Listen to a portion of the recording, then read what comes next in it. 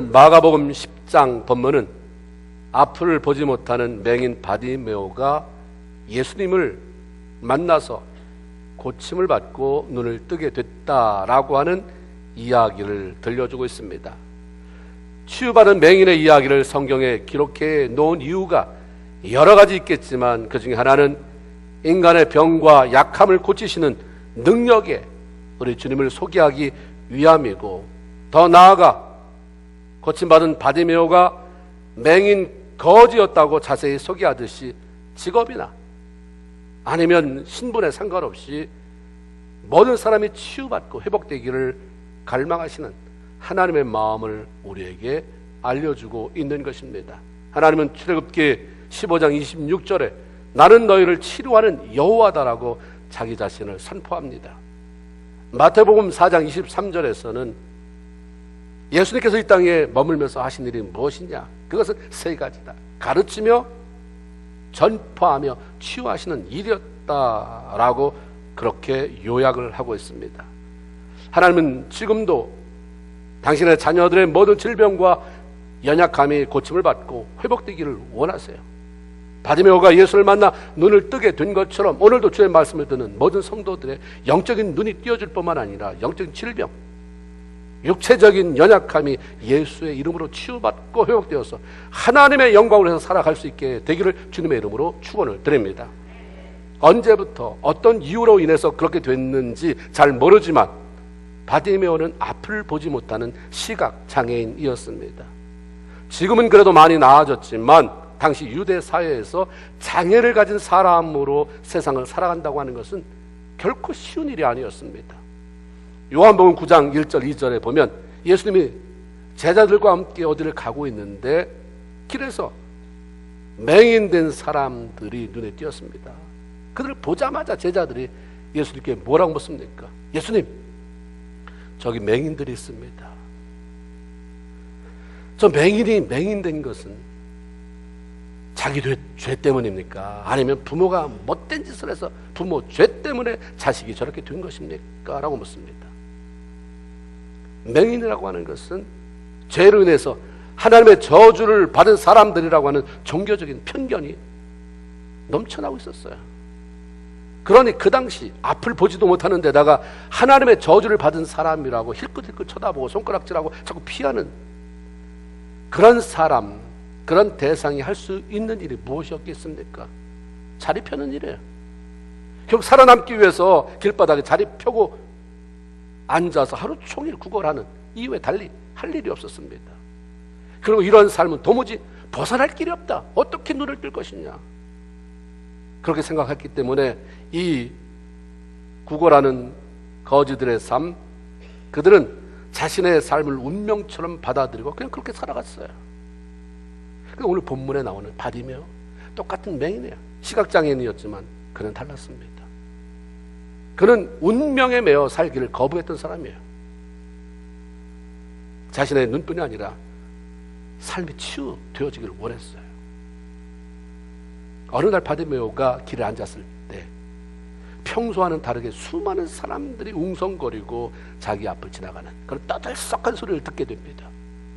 그래서 이게 무슨 소리냐고 물었더니 누가 지금 나사렛 예수가 네 앞을 지나가고 있지 않느냐 알려주고 있었던 거죠.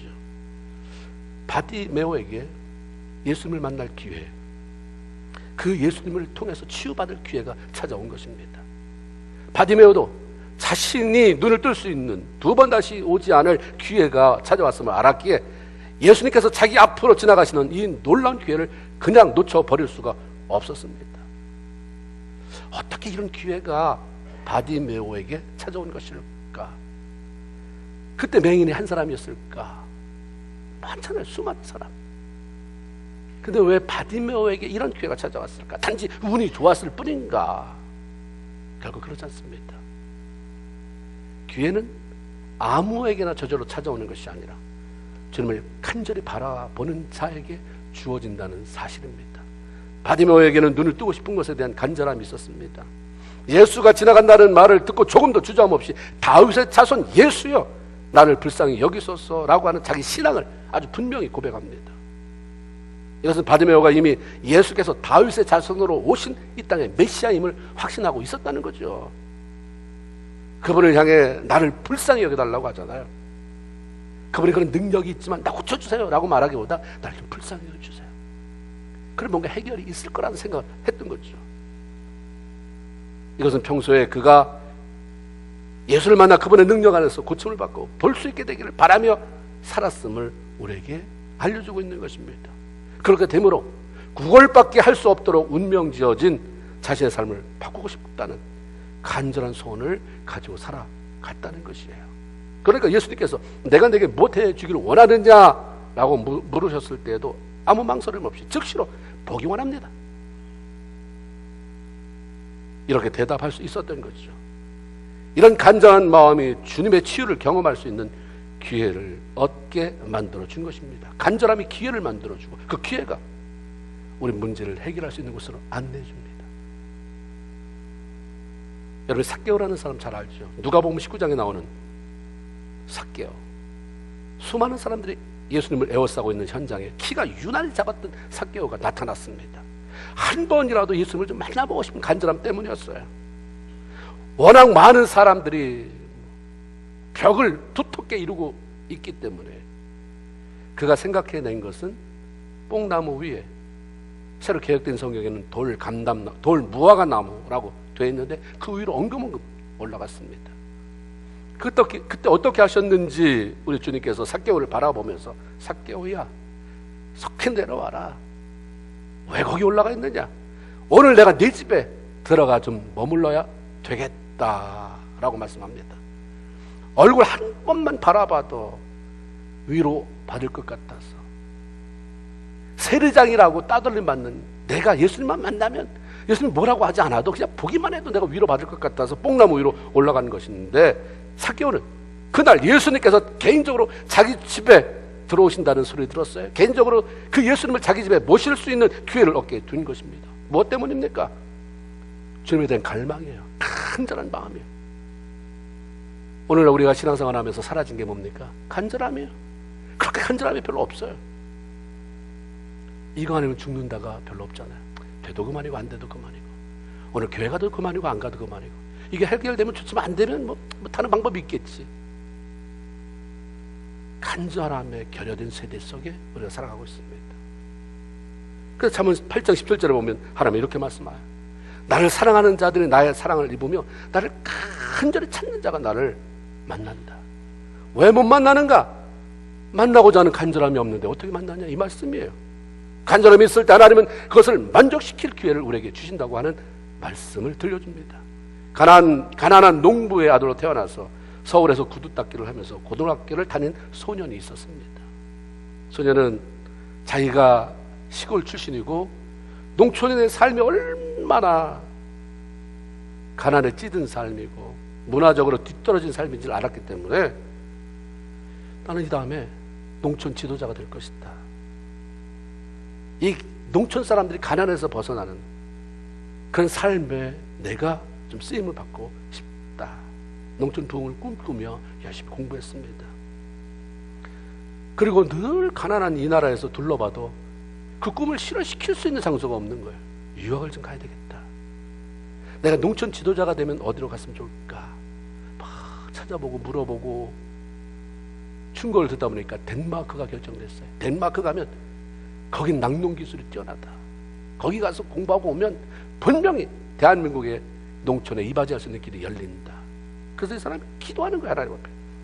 너무너무 절실했어요. 하나님 덴마크 나 덴마크 갔다 오겠어요. 덴마크 가서 공부하고 오겠어요. 그러다 어느 날 이렇게 기도만 하고 있으면 안 될 것 같아요. 기도할수록 간절함이 생기니까 유학을 향한 그 열정을 편지지에다 막 쓴 거예요. 자기가 알 수 있는 영어로 알고 있는 단어를 다 동원해서 영어 편지를 썼어요. 근데 편지를 썼는데 보낼 대상이 없는 거예요. 덴마크를 가고 싶어서 덴마크에 가면 이럴 일을 하고 싶습니다. 이렇게 공부하고 대한민국에 이런 사람이 되고 싶습니다 했는데 이걸 도대체 누구한테 보낼 거예요? 그래서 자기가 그렇게 썼대요. From 나잖아요, 그죠? To 프레드릭 9세, 코펜하겐, 덴마크 이렇게 보낸 거예요. 그냥 이렇게 보냈어요. 덴마크 코펜하겐 프레드릭 9세 국왕 전. 그리고 기도한 거죠. 또 간절함으로 40일 만에 놀랍게 답장이 왔대요. 국왕 보좌관과 외무부로부터 현지 대학 입학 허가서와 비행기 티켓이, 왕복 티켓이 이렇게 날라왔대. 얼마나 좋겠어요. 티켓을 받아놓고 갈까 말까 그렇겠어요? 하나님의 응답이죠. 이것은 바로 덴마크와 이스라엘에서 공부하고 귀국해서 한국 농촌운동의 선구자가 되고 건국대학의 부총장을 지낸 유태영 박사의 이야기예요. 그분의 이야기 속에 이게 들어있어요. 하나님은 지금도 간절한 소원을 가슴에 간직하고 부르짖는 사람의 소원을 절대로 외면하시는 분이 아니다라고 하는 거죠. 오늘 젊은이들의 마음에 꿈이 없으니까 간절함도 없어요. 간절함이 있을 때, 그 간절함을 가지고 하나님께 기도할 때 하나님의 기회를 허락해 주시는 분이십니다. 하나님은 에레미야 29장 13절에 전심으로 나를 찾고 찾으면 만나 주신다 약속하셨습니다. 그러므로 예수 그리스도 안에서 간절한 소원을 가지고 살아간다는 것이 얼마나 중요한 것인지 새삼 깨닫게 되는 거죠. 그런데 우리에게 기회가 찾아왔다는 것이 곧 저절로 문제 해결과 연결되는 것은 아니다 라고 하는 것을 이 본문은 또한 가르쳐줍니다. 그 기회를 잡아서 자기 문제 해결을 위한 도구로 사용하지 못하면 소용이 없다. 찾아왔냐 기회가? 그럼 잡아라 이거죠. 기회는 앞 머리카락만 가지고 있고 뒷머리는 벗겨져 있다. 그러므로 기회를 만나려면 앞머리카락을 잡아라. 이게 영국 속담이에요. 기회가 자기 앞에 찾아왔을 때 그것을 놓치지 말고 잡아라. 일단 그 기회 놓쳐버리면 다시 찾아오지 않는다. 찾아오기 힘들다, 잡기 어렵다라고 하는 의미를 가지고 있는 거죠. 바디메오는 자기에게 찾아온 기회를 놓칠 수가 없었습니다. 마음 같아서는 예수님이 계신 곳으로 달려가서 예수님의 손을 잡고 그냥 자기 눈 위에 올려놓고 싶은 심정이었을 것이에요.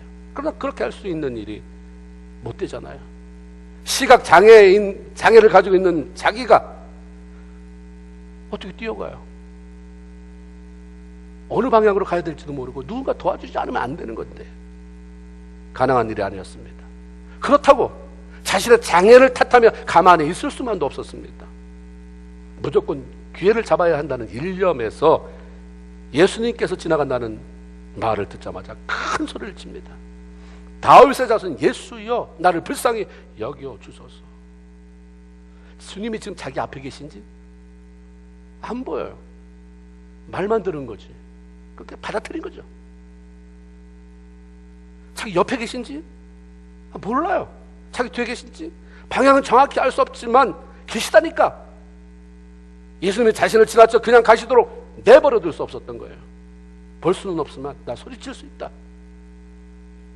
소리라도 질러대면 예수님께서 가던 길을 멈추고 나를 돌아볼 것이 아니냐, 이런 확신, 기대 때문에 소리쳤던 거죠. 기회를 잡는 사람의 공통점은 자기에게 찾아온 기회를 소중히 여긴다는 거예요. 그리고 기회는 왔지만 그것을 나 잡을 힘이 없다고, 아직 때가 아니라고, 이 기회가 왜 벌써 왔나 하지 않고 내가 할 수 있는 것, 가지고 있는 모든 것을 동원해서 그 기회를 자기 것으로 만든다는 것입니다. 간절히 원함으로 하나님께서 기회를 허락해 주셔도 그것을 잡을 수 없는 이유와 변명을 늘어놓고 원망하고 머뭇거리느라고 아까운 기회를 놓쳐버리는 사람이 얼마나 많은지 알 수 없습니다. 기회는 잡으라고 주시는 거죠. 그러나 기회를 잡기 위해서 용감하게 나선다고 해도 넘어서야 할 장애물은 있게 마련입니다. 스텝을 밟아 가야 되죠. 예수님이 자기 앞을 지나가는 놀라운 기회를 놓치지 않으려고 자기가 할 수 있는 방법 그 한 가지, 큰 소리를 치는 것. 다윗의 자손 예수여 나를 불쌍히 여겨주소서, 이 방법을 사용해봤지만 결과는 비참할 정도로 부정적이었습니다. 그토록 갈망하는 예수님의 대답이 들려온 것이 아니라 대신 예수님을 따라가고 있던 제자들, 수많은 무리들의 비난, 야단치는 소리만 귀가 따가울 정도로 들려왔어요. 48절에 보니까 많은 사람이 꾸짖어, 잠잠해라, 너 조용히 안 해. 어쩌면 그 뒤에 거지 주제에 보지도 못하는 게, 바디메오가 평소 자기가 가지고 있는 시각 장애에 대한 열등감만 가지고 있고 그것을 치유받고자 하는 간절한 마음의 소원이 없었다고 한다면, 사람들이 조용히 하라고 야단치는 비난 한마디 말에 자기에게 찾아온 기회를 다 날려보내고 말았을 것입니다. 기회가 주어졌는데 사람 눈치 보다가 잃어버린 거 얼마나 많습니까?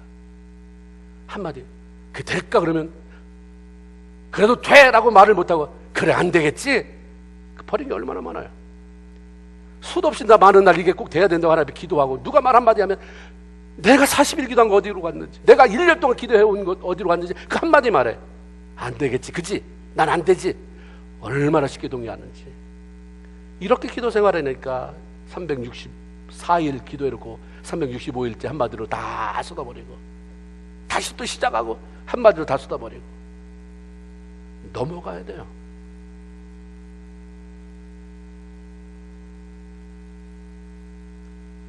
바디메오가 그 야단치는 소리, 비난하는 소리에 그냥 주저앉았다고 한다면 평생, 전에는 눈만 안 보였는데 이제는 마음까지도 새카맣게 타들어가서 까만 마음, 안 보이는 눈 가지고 일생을 마쳤을지도 모르겠어요.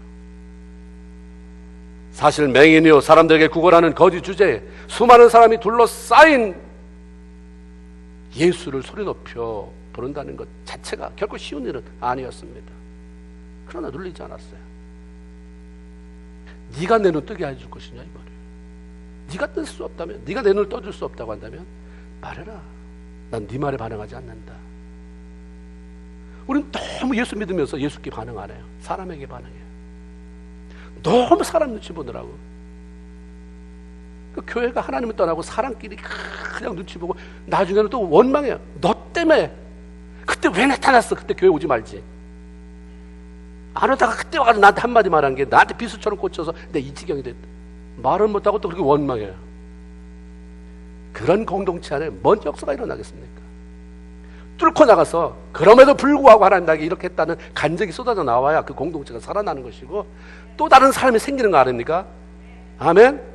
그래서 먼저 믿는 사람이 책임져야 되는 거예요. 오래 믿는 사람이 책임져야 되는 거예요. 기도 많이 한 사람이 책임져야 되는 것입니다. 그런 거 보여야죠. 기도 많이 해서 뭐 한다는 거예요? 기도의 열매를 맺혀야 되는 거죠. 그건 눌리지 않았어요. 물러서지 않았어요. 걔는 예수를 만나야 된다. 그리고 그분의 손을 통해서 내가 눈을 떠야 한다는 간절함과 포기할 수 없는 분명한 목표가 있었기 때문이죠. 우리가 기회를 만나지 못해 문제 해결을 받지 못하고 성공적인 인생을 살아가지 못하는 것은 분명 아닐 것입니다. 장애물들을 만날 때마다 너무 쉽게 포기해버림으로, 전에도 말씀드렸지만 남의 말 한마디에 너무 민감하게 반응함으로 주어진 기회를 놓쳐버려 실패자로 살아가게 되는 것입니다. 그 두 가지예요.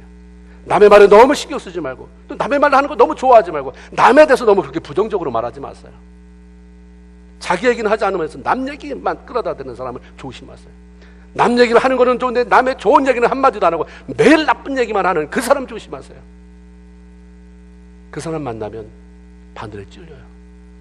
내가 꿈을 키워온 풍선 같은 이 마음이 그냥 찔려서 당장 뻥 터지는 건 아닌데 어서 시들시들 바람이 빠져나가게 된다는 거죠.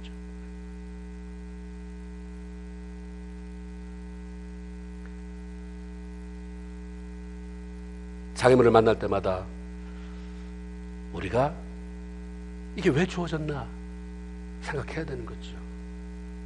성도들의 삶 가운데 주어지는 장애들은 그것을 딛고 넘어가는 과정을 통해서 믿음을 키우라고 주어지는 것이지 옛딱 깔려주거라 이렇게 주시는 게 아니에요. 장애는 힘들지만 딛고 일어서면 영적인 다리에, 영적인 팔뚝에 근육이 붙게 되는 줄로 믿습니다. 아멘. 바디메오는 꾸짖는 사람들의 말에 반응하지 않았습니다. 오히려 주께서 자신이 크게 부르짖는 소리를 들으시고 고쳐주실 그 사실을 기대하고 주님께 반응하며 나갔어요. 그래서 주눅이 들려 자리에 앉아버리기보다는 48절 말씀처럼 더욱 크게 소리 질러. 이게 우리한테 약하잖아요. 그 다음에 바디메오가 그 말을 듣더니 사라져버렸다가 아니라 더욱 크게 소리 질러 똑같은 말 반복. 다윗의 자손이여 나를 불쌍히 여기소서. 그 순간 안 될 것 같은 일이 벌어지잖아요. 바디메오는 기대했던 일이지만 다른 사람에게는 안 될 것 같은 일이 벌어진 거예요. 내가 꾼 꿈, 간절한 소원, 그 하나님이 주셨던 기회, 장애에 넘어지지 않으면, 누구 말 한마디 흔들리지 않으면 다른 사람이 되네? 저기 되네? 이런 일이 벌어질 줄로 믿습니다. 아멘? 49절 예수께서 머물러 서서 그를 부르라 하시니 이런 일이 생겨요. 수많은 사람이 웅성웅성 하는데 다윗의 자손 예수여 아무리 크게 불렀다고 해도 그 소리가 안 파묻히겠어요? 근데 들려요. 거기에 왜? 그의 마음이 실려있기 때문에. 주님 우리의 큰 목소리를 듣는 게 아니라 그 소리 속에 있는 마음의 그 소리의 큰, 얼마나 간절한 마음으로 부르짖느냐. 간절함은 하나님 들으실 때는 굉장히 큰 소리로 들리는 거죠. 그러니까 멈춰서요. 저 불러라. 정말로 예수님께서 가던 길을 멈추고 머물러 서서 바디메오를 부르신 것입니다. 포기하지 않고요. 장애를 뚫고 갔더니 예수를 만날 기회가 주어지잖아요. 이런 거 자랑하셔야 돼요. 남 얘기하는 게 아니라 내가 포기하지 않고 갔더니 안 될 것 같은 일이 벌어졌다. 할렐루야. 그거 있습니까? 그 얘기 좀 하세요. 그 얘기. 저도 마찬가지고 여러분도 마찬가지예요. 살아있는 하나님을 우리가 섬기는데 왜 죽어있는 얘기만 하냐. 살아있는 하나님이 나를 통해서 일하는, 내 가정을 통해서 일하는, 우리 목장을 통해서 일하는 일들을 얘기해야 될 거 아니에요. 예수님의 제자들이 바디메오에게 주께서 너를 부르신다 말씀을 전해줬을 때에 50절 보니까 그는 겉옷을 내버리고 주님 앞으로 갔다 이렇게 표현합니다. 갔다 그러면 되지 뭐 굳이 겉옷을 버리고. 중요하니까 하늘을 두루마리를 삼고 땅을 바다를 먹물로 삼아도 다 기록할 수 없는 게 하나님의 말씀이라고 한다면 여기는 농축에 엑기스만 적은 건데 한 단어라도 빼야 돼요. 불필요한 거는. 근데 겉옷을 버리고 이유가 있는 거죠. 밤과 낮의 기온차가 심한 팔레스틴 지역에서 겉옷이라고 하는 이 외투라고 하는 것은 단순히 몸에 걸치는 옷일 뿐만이 아니라 밤에 덮고 자는 이불이에요. 이거는 특히 가진 것이 없이 구걸하고 여차하면 길거리에서 밤을 지새워야 하는, 그렇게 생활하면서 살아가야 했을 거제들에게 외투는 전 재산입니다. 너무 소중한 거예요. 근데 이 바디메오는 주님이 자기를 부르자 앞으로 나가는데 이렇게 쥐고 있었을, 아니면 걸치고 있었던 그 외투가 너무 방해가 되는 거예요. 치렁치렁하잖아요. 이스라엘 가서 못 봤더라도 연극할 때 베드로가 입고 나오는 옷 보셨죠? 영화에서 한번 찾아보세요. 치렁치렁 막 간절함 속에서 예수님이 나를 바라보시고 불러주시는데 이 마음은 급한데 이게 치렁치렁 더 벗어 던지는 거죠. 어떤 사람은 또 그걸 다 또 벗어가지고 또 개가지고 이러느라고 시간을 버리고 계속 주님 앞에 끼고 나가려고 했더니 주님은 가셨더라. 이거 하지 말라고 이거 여기 써놓은 거예요. 아멘입니까? 그냥 던져버려라.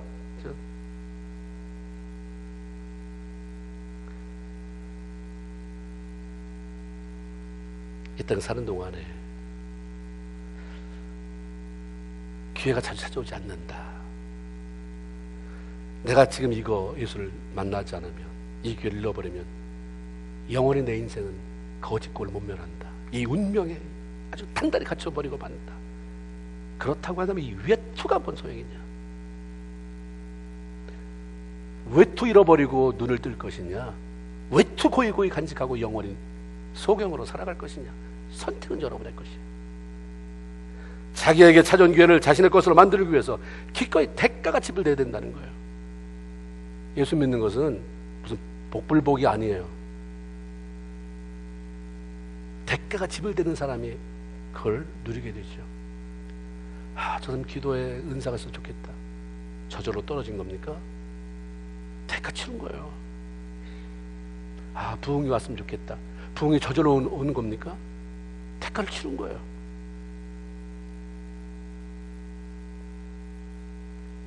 주님을 만나고 그 앞에 가까이 갈 수 있는 기회를 놓치지 않기 위해서 치루어야 할 대가는 그 기회를 얻는 일, 그 기회를 잡는 일을 방해하고 거추장스럽게 만드는 겉옷을 과감히 내어버리는 결단이 필요하다는 거죠. 그 겉옷이 어떤 사람에게는 욕심일 수 있습니다. 겉옷이라고 하는 욕심을 계속 끼고 있는 나는 하나님이 기회를 줘도 다음 스텝이 진행이 안 되는 거예요.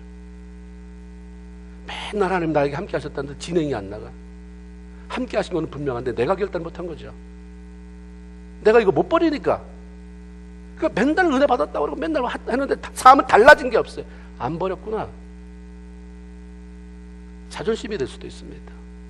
어떤 사람에게는 불필요하게 걸치고 있는 잘못된 습관일 수 있습니다. 그리고 하나님 말씀과 상관없이 굳어버린 내 생각, 내 지식, 내 철학일 수도 있고 내가 정말 소중히 여겨서 누구에게도 주고 싶지 않은 그 아깝게 여기는 것일 수도 있습니다.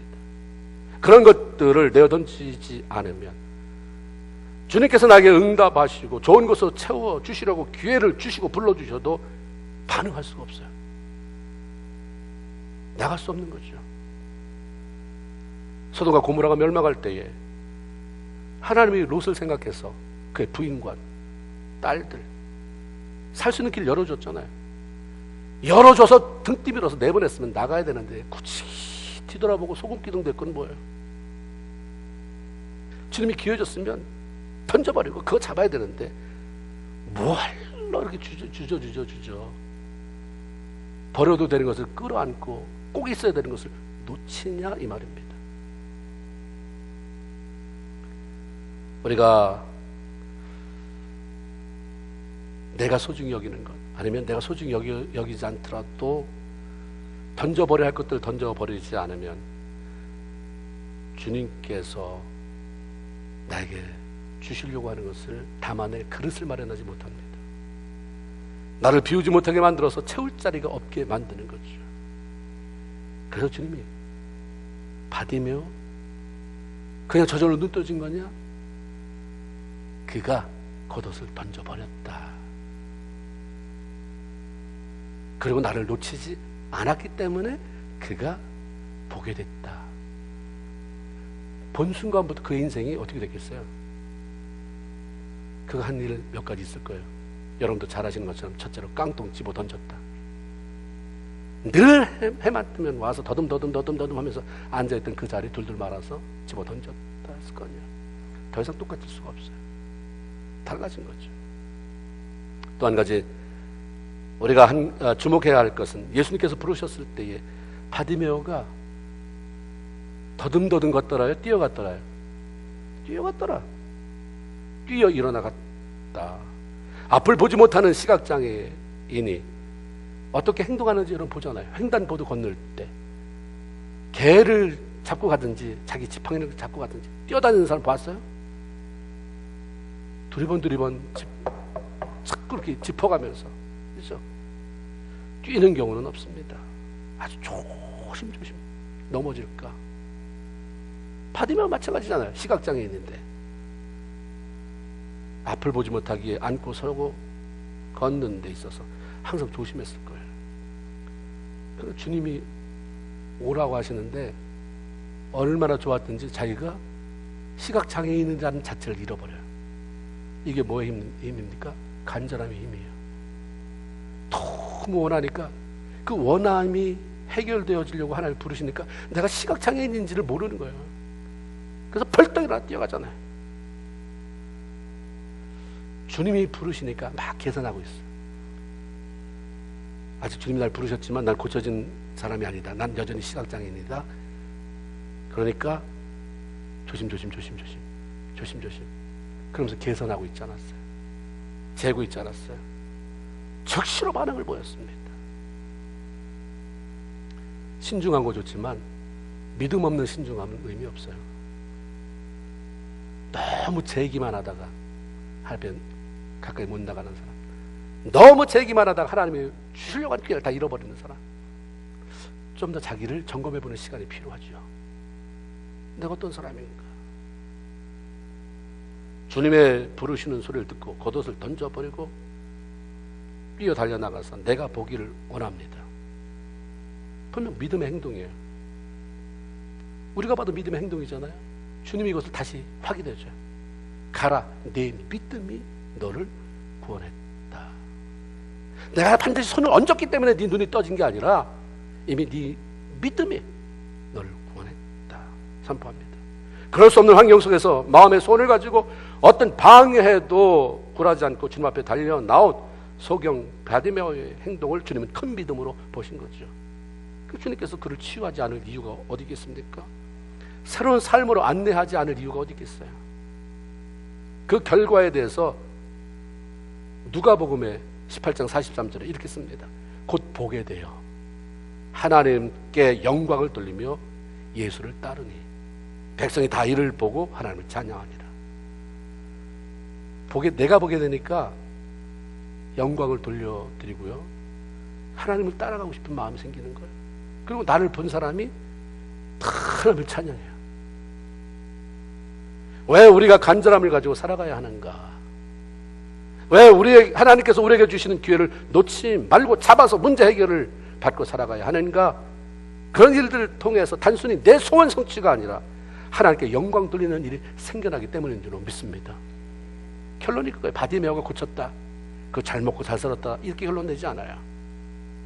하나님께 영광을 지가 돌리고 남도 하나님께 영광 돌리게 만들었다. 왜 대가를 치러야 합니까? 대가를 치러서라도 그걸 내가 꼭 가져야 되겠다. 이거는 반쪽이에요. 남이 못하는 대가 내가 치르고 남이 먹지 못하는 영광 내가 봐서 하나님 나누며 살겠다. 아멘입니까? 그래서 결국 이기적인 게 배제되면 역사가 일어나요. 힘들어도 그럼 내가 기도하지. 그 어려움 내가 짊어지지. 내가 대가를 치르고 그거 극복하지. 오늘 하나님이 어떻게 일하시는지 내가 한번 보여주지. 그럴 때 역사가 일어나는 것입니다. 여전히 우리의 삶에는 문제들이 찾아오고요, 잘 풀리지 않는 일들 참 많습니다. 그러나 바디메오를 만나주시고 해결해 주신 그 주님은 여전히 그때나 지금이나 동일하신 분인 줄로 믿습니다. 그분은 지금도 주님에 대한 간절한 기대와 소망을 가지고 살아가는 저와 여러분 모두에게 기회를 주시고 믿음으로 달려나오는 사람들을 외면하지 않고 만나주시는 분이십니다. 어떤 상황 속에서도 낙심하고 좌절하고 절망하기보다 문제보다 크신 그 하나님을 간절히 사모하고 바라고 살아갈 수 있기를 바랍니다.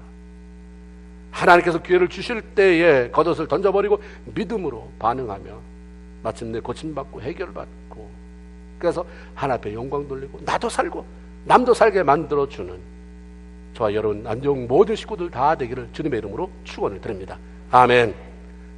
하나님 아버지 고맙습니다.